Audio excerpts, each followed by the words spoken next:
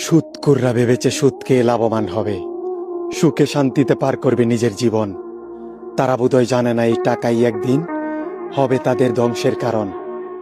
কত বিত্তশালী নিঃস্ব হয়েছে, মাটিতে গিয়েছে মিশে, অবৈধ টাকা ইনকাম করে ধ্বংস হয়েছে শেষে।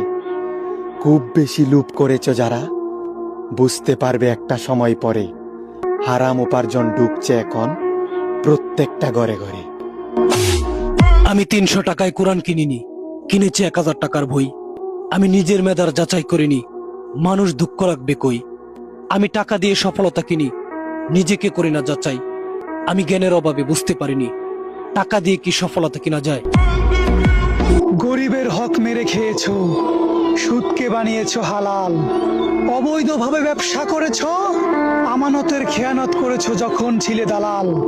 ভেবেছিলে তুমি অমর হবে, নিঃশ্বাস হবে না বন্ধ, দুনিয়ার পাবে মগ্ন তুমি, মনের চক্ষু করে অন্ধ। ক্ষমতার দাপটে করেছো দখল গরিবের ভাগের জমি, সবকিছুর হিসাব দিতে হবে, ছাড় পাবে না তুমি। সৃষ্টির সেরা জীব হলো মানুষ, আর হিংস্র হলো হায়না। তবে মানুষের মধ্যে এখন আর মনুষ্যত্ব পাওয়া যায় না। তোমার শরীরের গোস্তও রান্না করে খেয়ে ফেলবে যদি কারোর খিদা লাগে অনেক বেশি।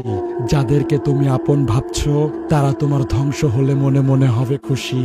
মানুষ তো এখন আর মানুষ নাই, তাহলে সমাজে টিকে থাকার কি উপায়? ভাবলাম গহীন জঙ্গলে আস্তানা গেড়ে জীবনের বাকি সময়টা কাটাই।